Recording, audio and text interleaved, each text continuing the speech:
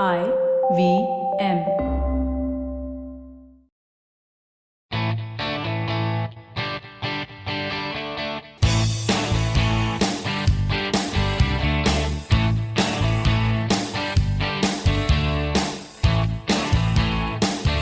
Hello and welcome to a brand new episode of the Musafir Stories, India's very own travel podcast, where each week we share the journey of travelers in their own words and relive their experiences with you, our listeners. Hey guys, welcome to a brand new episode of the Musafir Stories. Hope you're all well and keeping safe. Today's podcast episode is very special because we have one of our listeners, Varsha from Singapore, join us and take us around a lesser known gem in South India. So sit back and enjoy as we explore this small town in Tamil Nadu.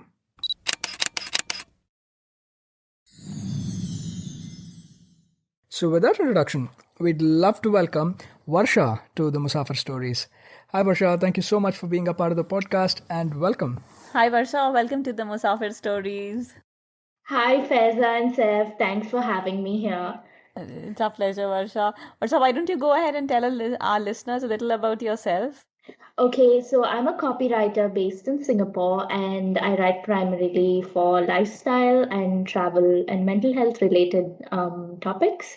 So today I'll be sharing on my travels. I travel very often, and that's kind of my biggest call to fame. So I'll be sharing about one of my travel stories through a part of South India that most travelers don't really visit, Pollachi.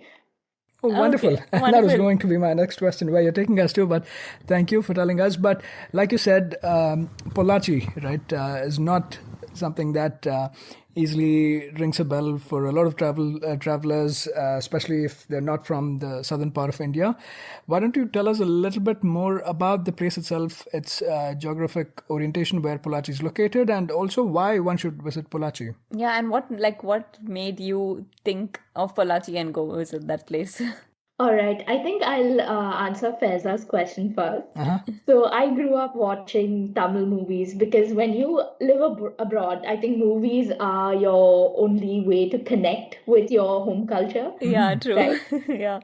So I'd always watch all these Tamil movies that were shot in these very scenic villages, and my mom and I would always be like, "Where did they film this? Where did they film this?" And we'd go and search online, and many of these little villages where they film these movies, usually song sequences, were surrounding in Pollachi, like they were in Pollachi, surrounding Oh.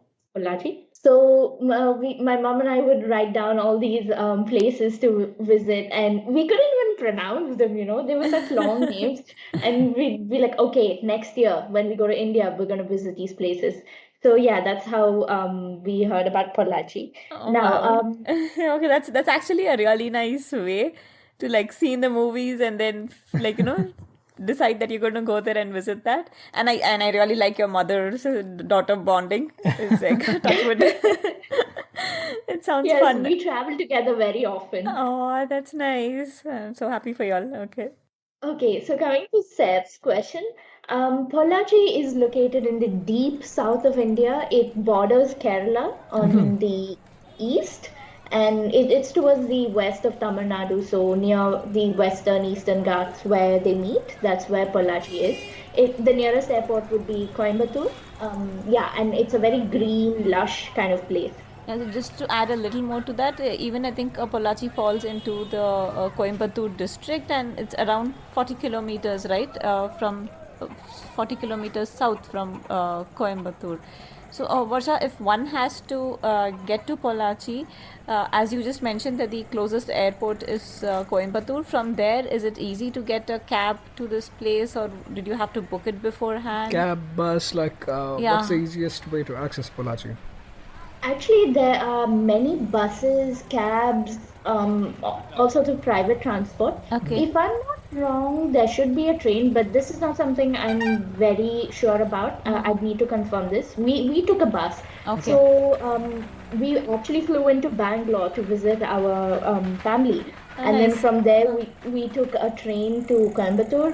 It was an overnight train, and we arrived early in the morning at Coimbatore.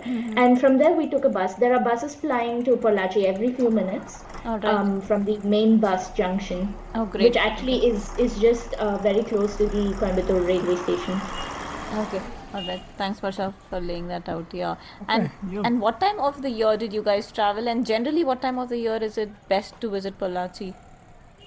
The climate there is very mild, so there isn't a best time of the year per se, Uh-huh. but I would probably avoid summers. We went there in June, July, end of June, beginning July, and we were also there in October. Okay.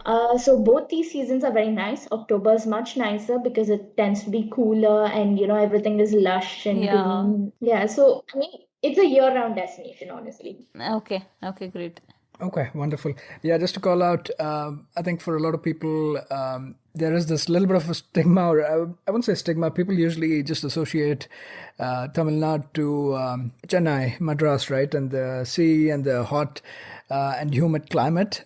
So this is definitely not that. Like you said at the beginning, it's closer to the Kerala side or the western part of Tamil Nadu and closer to the Western Ghats. So in terms of the climate, it's very, very mild and very salubrious. So that way around the year, it definitely is not as hot as some of the other parts of Tamil Nadu. But yeah, that October to Feb timeframe perhaps is a very nice time to visit the place. Also, just adding a little bit more, again, thanks to Wikipedia, this is not something I had to research a lot about, but Pollachi also, apparently the name, it stands for the land of natural wealth and prosperity. I won't try to break it up. It's Poil Vaichi or something like that. It's not my forte, so I'll leave that pronunciation part of it. But yeah, that's apparently what it stands for, and it's been ruled by a lot of these South Indian kingdoms and empires of the past, and primarily at the time of the Cholas, right? It was also known by this name of Mudikonda Chola Nallur. Probably butchering it again, but just thought I'll put this out there that this has been known in the past by a couple of different names as well, and there is a little bit of a backstory to the name Pollachi too. But yeah, really looking forward to this. Like I called out at the beginning, not something is usually a part of most of these run-of-the-mill itineraries, right? It's very, very offbeat in that sense, and that's why even we are excited to hear from you about your trip there, the things you saw around Pollachi, and what one can expect around Pollachi. So let's jump into that, Varsha, and talk a little bit more about your experience there. How long was this trip for? And yeah, let's start from there. How long was this trip for? Okay, I think we were there for about 4 to 5 days, but considering that we've been there about two times, the first trip was 3 days and the second trip was 4 to 5 days. And we spent most of our time exploring the surrounding areas. I mean, there's not much to see in Pollachi town per se, but the surrounding areas are very nice. And you could easily spend about 4 to 5 days, unless you're going into the mountains, then I would probably suggest spending more time because there's a lot to see that side. Okay.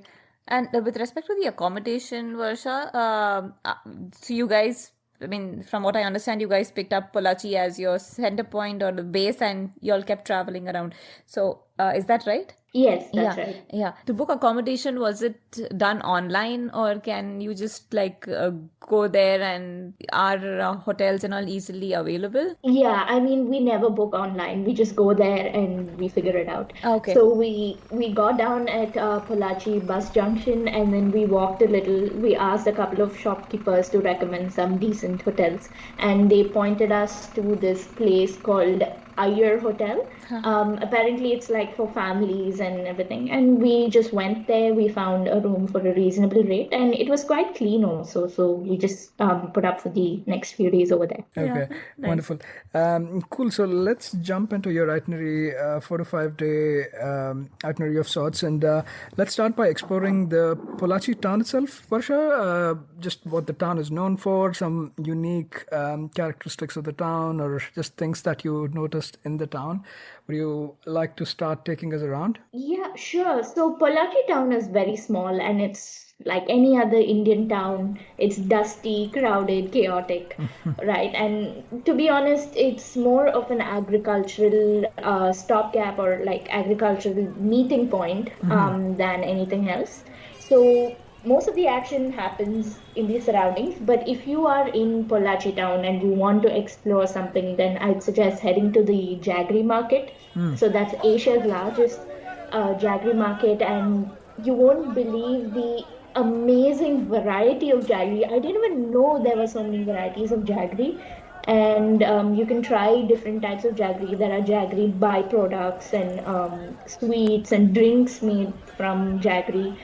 So that's a nice place to explore. And if you're into food, street food, then there is some decent street food in the by lanes and small alleys of the town. And so, just spend some time walking through the small streets. They have all these really traditional Tamil houses with we call the veranda tinai. So these are these how do I put it? These really small houses with those brown color roofs, and inside they're made of wooden beams, like wooden houses. They're very traditional, old-timey houses, nice for some photo taking and Instagrammy shots. These are fast being replaced by modern day concrete houses, which, in my opinion, are very ugly. But No they don't have the character. charm. Yeah, absolutely. They don't have the charm of these rustic old houses, which are disappearing fast. So if you can get there, just take a look. Many of these small streets inside the houses, I'm sorry, not houses, inside the residential areas have these old-timey houses. Yeah, wonderful. Yeah, the jaggery market, right? Asia's biggest jaggery market, like you said, that was something that stood out for me as well. And yeah, there exist different types of jaggeries, but I don't know. That's something definitely to check out. I think not something you find in every other town, so definitely do check that out. Along Yeah, with Seth the was excited about the jaggery because he's like a sweet tooth. And there was one of my friend who used to get a jaggery for us from his farm. So he was from Tamil Nadu as well. And Okay.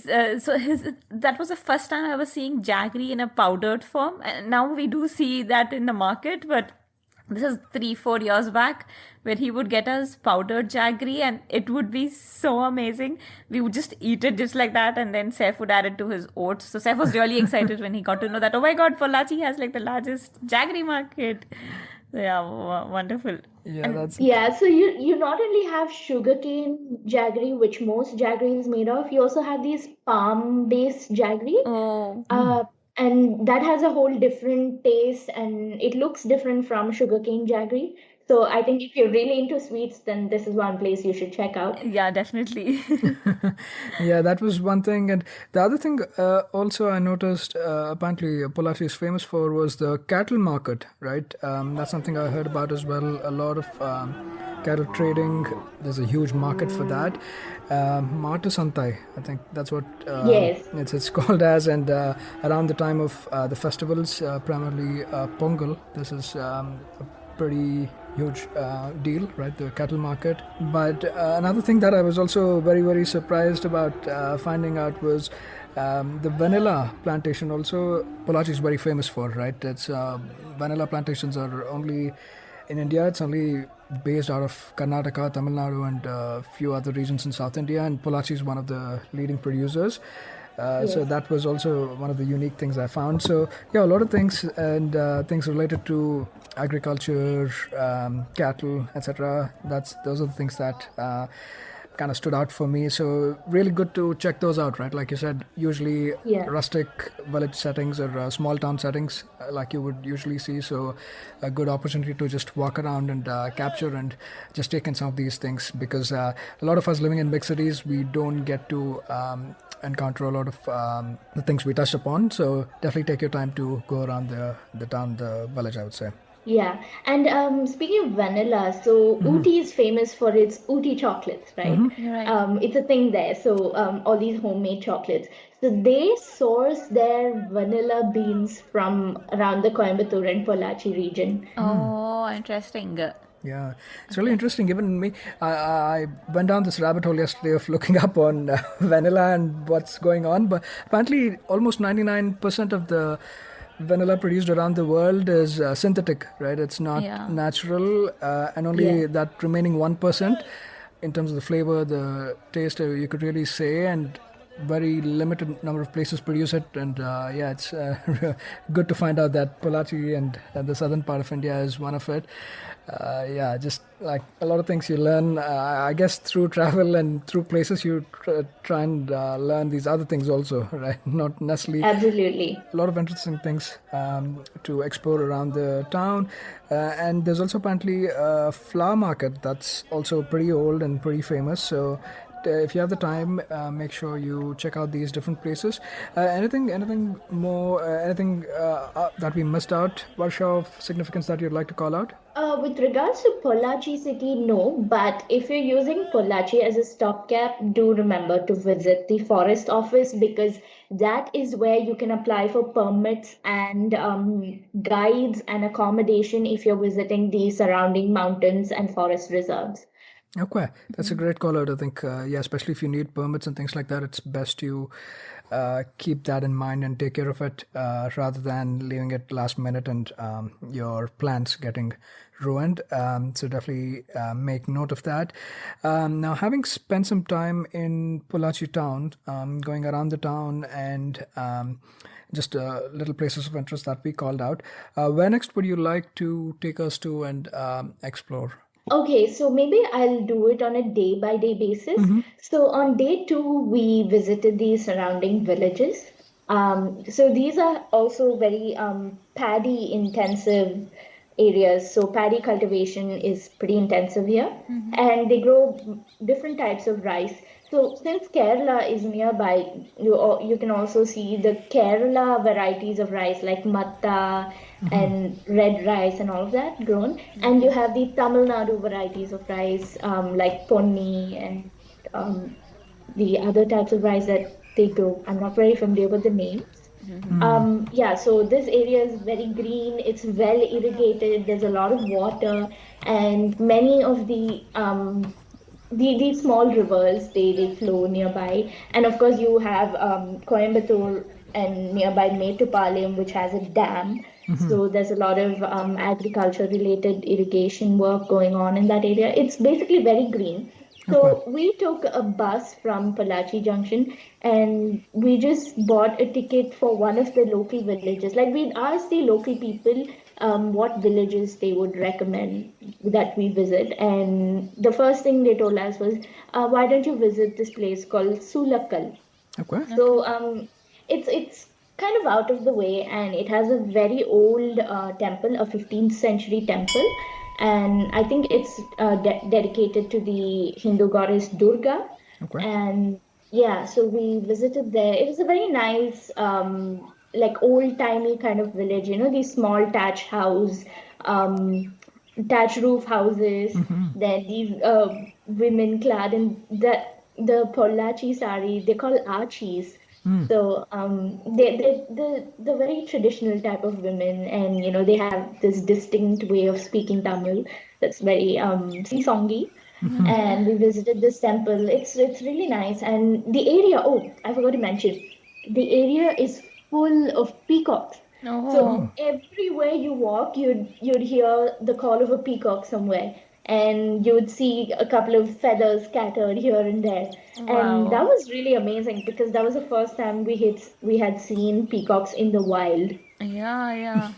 Very interesting. I mean, Sounds rest of the time interesting. we'd have to go to the Jurong Bird Park over here to Yeah. Okay, that's beautiful. Yeah, and so Sulakkal is this village, this hamlet. Is that how it's Yeah, called? Okay. the name is called Sulakkal. Sulakkal. Sulakkal. Okay. Okay. Yeah, and it took about almost 1 hour to get there. And I mean, buses flying to the villages are generally very crowded. So, especially in the morning hours, because everyone is going to school or college or work, and many of these farmers are bringing in their produce.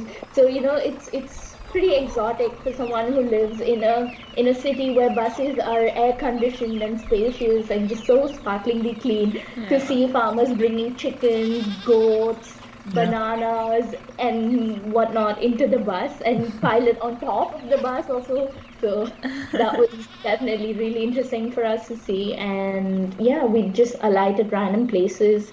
And oh, if you ever get the chance to go that side, just stop at one of these hamlets and eat in one of those little stalls that these villages have.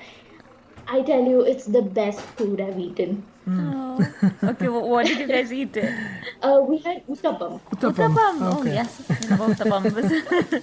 So this area is famous for coconut. So a lot of the food has coconut and coconut-based things in it, coconut oil, shredded coconut, broken coconut in it. So it was interesting because Tamil Nadu cuisine does not really use that much coconut. It's more of a Kerala thing.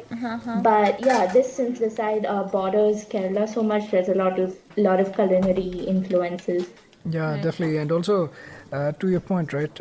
Apparently, a lot of coconut plantations also in and around the Pollachi region, Area, right? yeah. So, popularly referred to as the coconut city. I don't know how true the source is, but apparently that's one of the things it's known as. So good. Yeah, it's great that you got to try out some of these local food stalls also. Yeah, it's not even like eateries where you go and sit, right? Basically, you just stand and eat, almost like these bel puri or vada pav type of stalls you might have in other bigger cities like Mumbai, for example.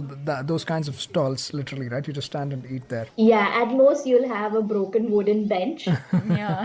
And the villagers very courteously offer it to you because they can tell you're not from Yeah, around that area. Yeah, yeah. yeah. Wonderful. Yeah, anything else to call out at Sulakal, And Varsha? I mean, just take a walk around the area. It's very nice. And from time to time, you'll see little rabbits jumping into the hedges. And it's still a very rural, rustic area. So, and it's nice to see people living there. And the wildlife there, I don't know if you can call it wildlife. It's very exotic. It's the kind of things that you see in these old stories, parrots flying overhead, rabbits bounding in. There's a peacock somewhere, chickens running across the road. It's that kind of typical village life. It sounds really nice. Yeah, it's a very charming place. Yeah, no, definitely. I think that's great. And where to next, Varsha? How much time do you spend here? Like perhaps a couple of hours, I would say, or I mean, if you're visiting the temple, perhaps a little bit more than that. Yeah, I mean, we spent about 2 hours there, then we hopped on to the next village and so on. Okay. And there was a particular village that I found very interesting. It's called Kinathukadavl. So the name actually means the door to a well. Interesting. So I mean, I don't know how true this is, but apparently there used to be a very big well constructed in the Chora times.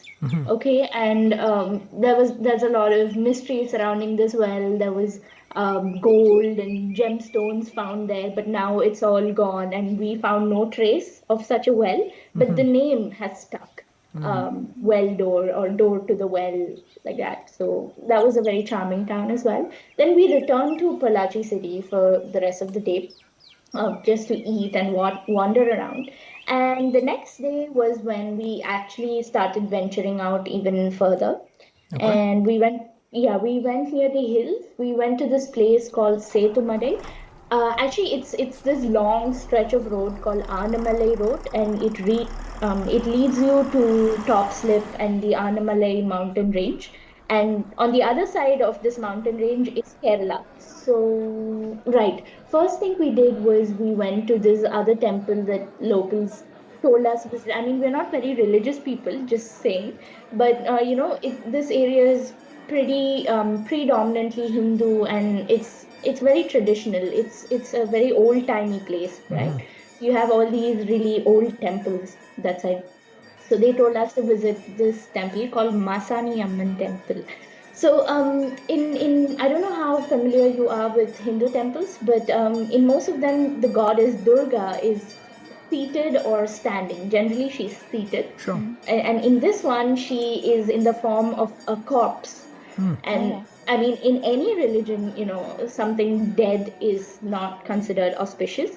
So it's pretty surprising that a goddess would be depicted in the form of a corpse. So the legend has it that Masani Amman was a girl who was living in the villages nearby, and there was when she was living there, there was this very cruel king or landlord who owned a very big mango orchard. And he grew some of the best mangoes in that area. And I'm not surprised because everywhere you can see mango trees, and the area is very well irrigated. So it's no surprise that the mangoes there would be good. And anyway, coming back to the point, this girl plucked a few mangoes from the orchard, and for that she was put to death by the king. And this kind of enraged the local people so much that they defeated him in battle, and they made this girl as a goddess, like a protector goddess, and they created this temple for her. So this temple is believed to have curative properties, like if you visit there and you worship there, you will be cured of any diseases. The unique thing about this place is that normally in Hindu temples you give flowers or leaves or fruits to the gods. You offer them these kind of things. But in this temple, you grind red chilies and offer it to the goddess. Okay. And yeah, that's something strange, right? Because chili and gods, how are they related? Yeah. But yeah, there's some local superstition on chili. So if you apply the chili on the goddess's feet, you will be cured of any diseases. And that was very interesting. Yeah. And the temple itself was quite old. It's probably 200-300 years old. And yeah, near the temple are all these porridge stalls. So in Tamil Nadu, we have something called kur, and kur is like a porridge made of pearl millet. Okay. Yeah, so it's very nutritious, and many mostly like in the old times, babies were given porridge from this, and most agricultural laborers just drink this porridge as their main form of sustenance because it contains like a lot of nutrients. So yeah, you can get these this porridge in these really cute little matkas, and they give a plethora of side dishes: dried mango, pickled mango, fried stuff, chilies, nightshade berries, and all of that. So yeah, that's something interesting. That I mean, this art of drinking core is actually dying out in most of Tamil Nadu because it's been replaced by homogenized food like idli, dosa, uttapam, and all of that. And core is a very traditional and ancient Tamil dish, actually. So it's being the tradition is being maintained in these villages. So if you're not around there, just ask for kur and you'll be given this porridge. And I think it's worth trying out if you're in that area. Yeah, that's wonderful. Yeah. Sounds very cool. No pun intended. Yeah, it's quite interesting. I mean, never heard of this porridge. Yeah. Yeah, I think that's interesting. Probably a local thing. I don't think we live in Bangalore and been to a lot of places around in Karnataka. I haven't come across this. Probably local to Tamil Nadu or this region, perhaps, right? So that's very interesting. One other thing, interesting thing that I came across when looking up was there's an annual Kundam or a Kundam festival apparently that also is like a big draw that brings in a lot of devotees to the temple, the Masani Amman temple, and like a lot of special prayers, etc. And like you mentioned, it's very unique in that some of these, I guess, ceremonies or whatever they do are also done at graveyards, etc., as a part of the worship. So, very different and very unique, right? I think that's the interesting bit about visiting these different places. Just on our last episode, we had another unique temple where the goddess was basically a flame, right? It was in the form of a flame, and here you're saying in this instance it's a corpse. So it's just great to see the different types or forms in which gods are worshipped as well in India, right? You probably find this only in India. Yes. Yeah. So that's very interesting. And this is in Setumadai, you said, or close to Setumadai, you said, Varsha? Yes, very close to Setumadai. So from Pollachi, you can just take a bus that goes to Setumadai, and on the way is this temple. Okay. It's just like 2 or 3 kilometers away from Setumadai, and it's all uphill. So you can just get down and you'll find many buses plying in every few minutes. Okay, that's wonderful. Let's take a quick commercial break at this point, and we'll be right back on the other side.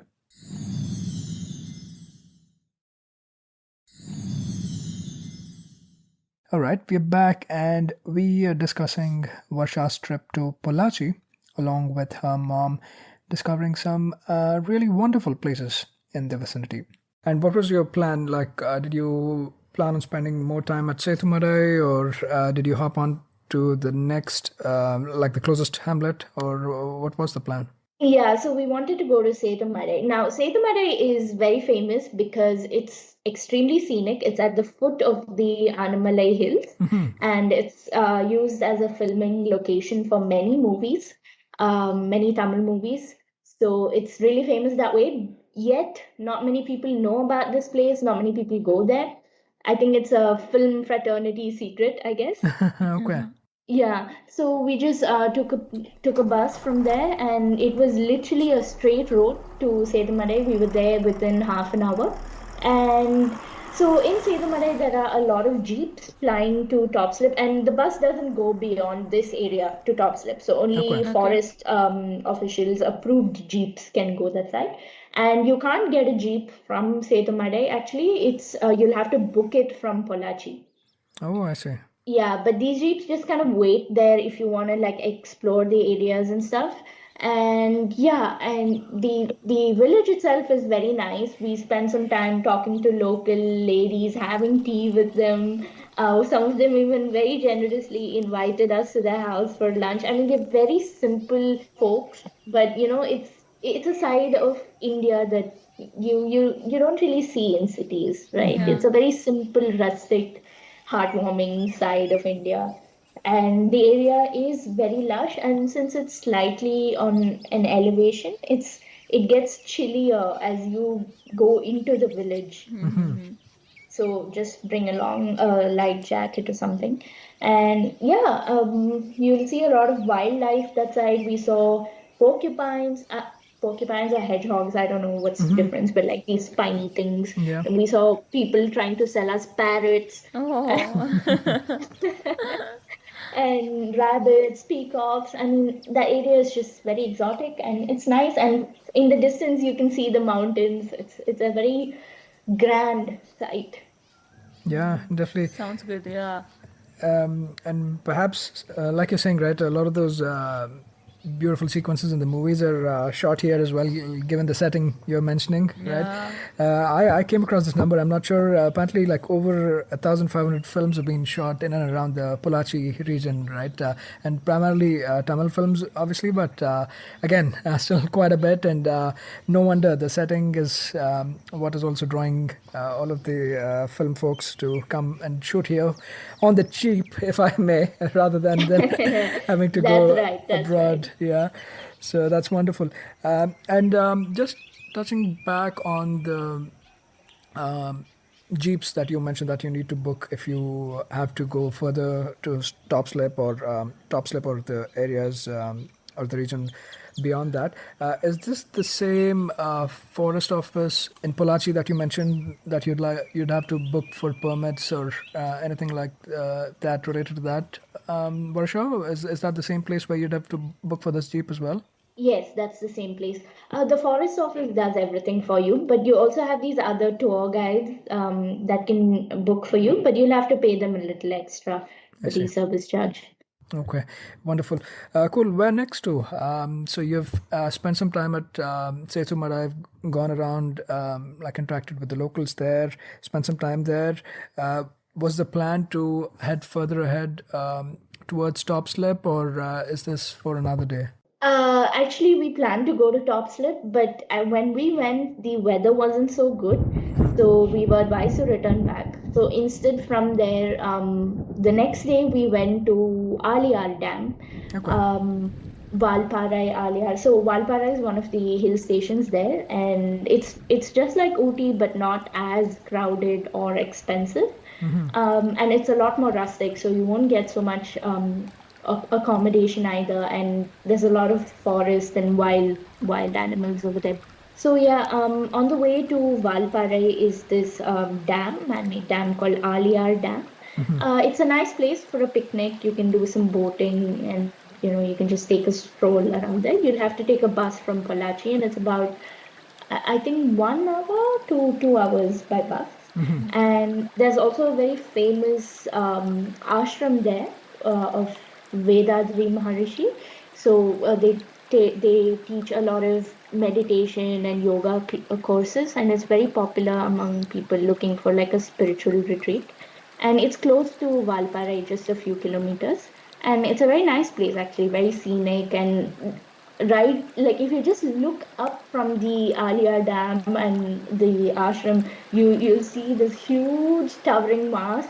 That's the Valparai mountain. And there are a lot of hiking routes. So we did go up there and we explored the area, lots of tea estates, and you get good, amazing quality tea over there. Quality, I guess. Yeah. Sorry, Yeah, not no, sorry. giving back the pun to me. Yeah. Yeah, so that place is nice. It's definitely worth a mention, and you can stay in Valparai. You don't need a permit to go to Valparai, but if you want to explore the forest and everything, you need a permit. And from Valparai, you can take a jeep or a bus to Top Slip. In Valparai itself, you can get jeeps to Top Slip, and Top Slip and Parambikulam Nature Reserve, which is adjacent to Top Slip. Top Yeah. Slip is just like this viewpoint kind of place. Yep. And Parambikulam is the name of the larger area. So that's where you have all these tigers, wolves, Nilgiri tar, and all these endangered animals. And you definitely need a permit there. You can camp, but again, you'll have to camp only at designated places. And there are some rustic, very, very basic and limited number of forest accommodation available. You won't get private accommodation there, so you'll have to preferably book in advance, especially during peak season being summer. And also monsoon is quite popular because the entire place just comes alive. Right. Yeah, definitely. Yeah, just quickly jumping back to Valparai also, right?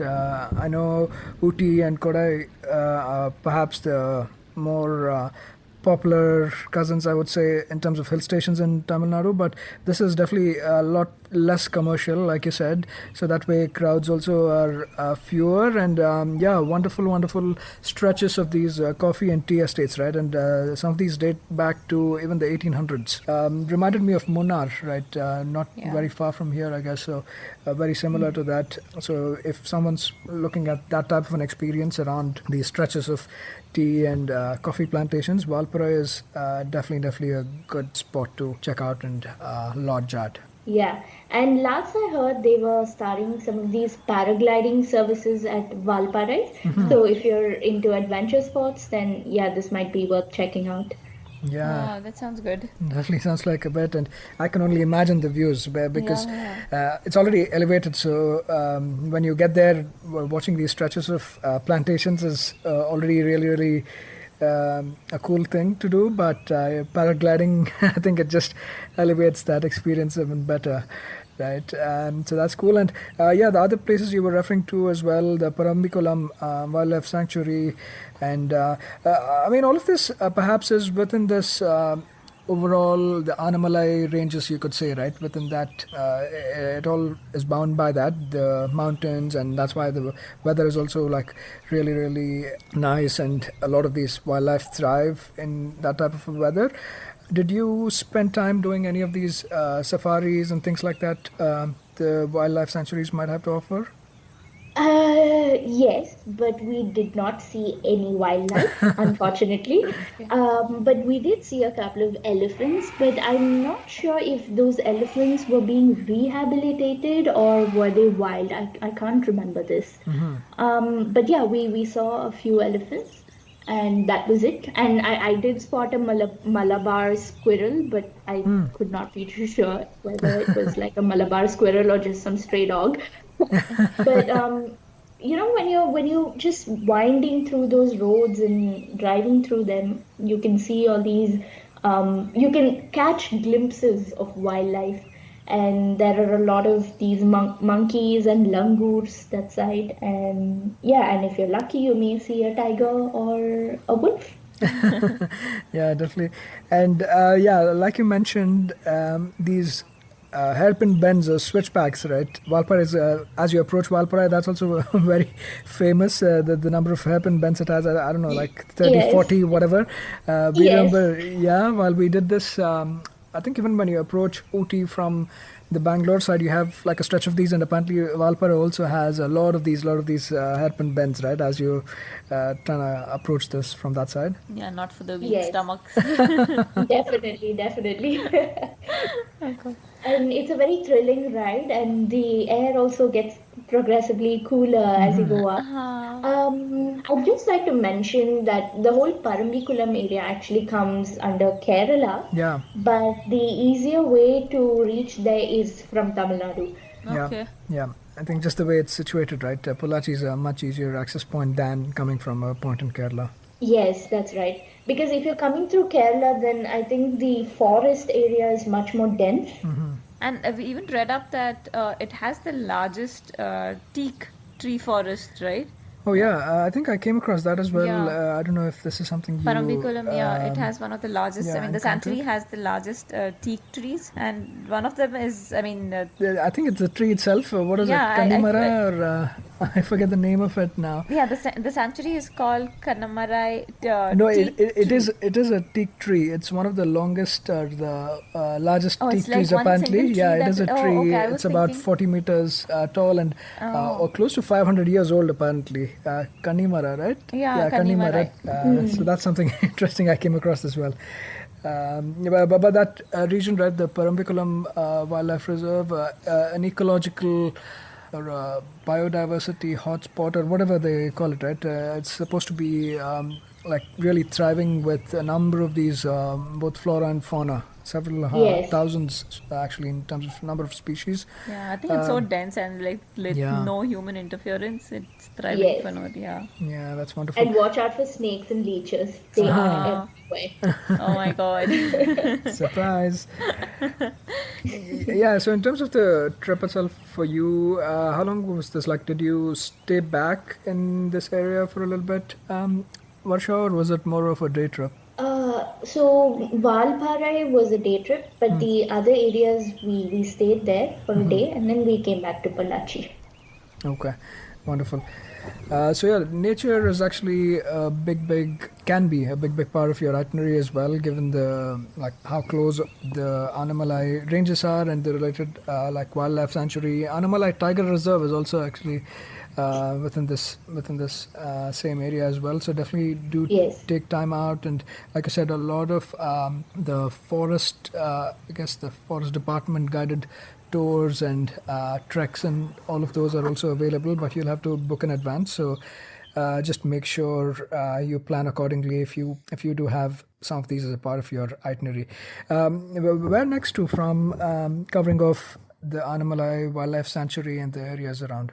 We've pretty much covered everything. But if you want to go for like a day trip, then I would suggest, I mean, of course, Coimbatore and Ooty is nearby.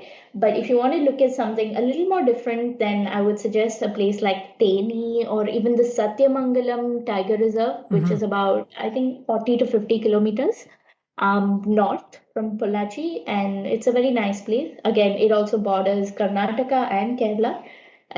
So yeah, that's one place you can explore. And on the east and southeast is Theni, Tirunelveli, Madurai, and all these areas. They're also quite nice to explore if you're just continuing from there. Yeah, definitely. Yeah, it can easily be turned into a multi-day itinerary, given that how close a lot of these places are, and a lot of them obviously nature-related, like Varsha has pointed out. A couple of other interesting things, almost like a hamlet, really, that I came across as well, Varsha, closer to Pollachi, was something called negamam. I don't know, again, I'm probably messing up the pronunciation, the name, but negamam is supposed to be a little village that has a number of these weavers, right? So it's very popular for these saris that they make, and a lot of these weavers, they literally have these local looms out of which they make. So if you want to get a sari fresh off the loom, Negamam is a good place to go and check out. They're popular for these, they're known as Coimbatore cotton saris apparently, but very, very popular in the area. So not very far away from Pollachi. Definitely check that out if you have time for it. And even within Pollachi, a couple of interesting eateries or these little shacks, you could almost call, that I came across. Party Bhaji Kadai, or Party's Bhaji Shop, I guess. It's a little shack within the Pollachi town, so something for you to check out for bhajis, bondas, vadas, all of these. Oh my god, that will be like perfect, especially in that Yeah. like green setting, Yeah, trees and yeah. the cool weather, and you're eating bhaji. Oh. Or bhajis with coconut and tamarind chutneys Oh apparently, my god, I and like it with Pati the is tamarind basically granny, right? Varsha, if I'm not wrong, Yes, in Tamil, yes. yeah. So Pati's Bhaji Kadai was one of that, and yeah, apparently she's been doing this for several years now, and is very, very popular among the locals. So something you could try out, and a couple of biryani places also. Like I mean, obviously. You would think that primarily the cuisines would be vegetarian, and they are, right? To the most part, they are vegetarian, but a lot of Tamil Nadu biryanis are also very famous, actually, and Pollachi also has its own share. Dadi Sardar Biryani. Old Muslim guy has been doing. I mean, he started this over 100 years ago, and like 2 or 3 generations, like it's been passed on. And his shack, all of these are shacks. These are not big restaurants or places like that you go and sit in a AC room and eat on biryani. It's probably not the right way of doing it. Also, these are little shacks where you go and eat these. Taj Biryani Hotel and Arcot Biryani Hotel, like a lot of these different biryani styles. Also, I don't know, Varsha, I'm sorry if you're vegetarian, I'm ruining this for you. Not at all, not at all. I eat everything with spoons, Okay. forks, and flies. That's great. But yeah, these little shops and more shacks almost, right? I would say that I came across while I was looking this up, another Chola mess. So a lot of these places are popular for local cuisines, right? Fish, Chola mess apparently for the fish it has to offer. So try all of those out if you're in the area. And even from a nature perspective, Monkey Falls on the way to Pollachi. Monkey Falls is another very popular among the locals there. And Tirumurti Hills, I looked at some pictures, Varsha, and these also looked incredible, right? The Tirumurti Hills, not too far away, about I think about 50 kilometers or so from Pollachi.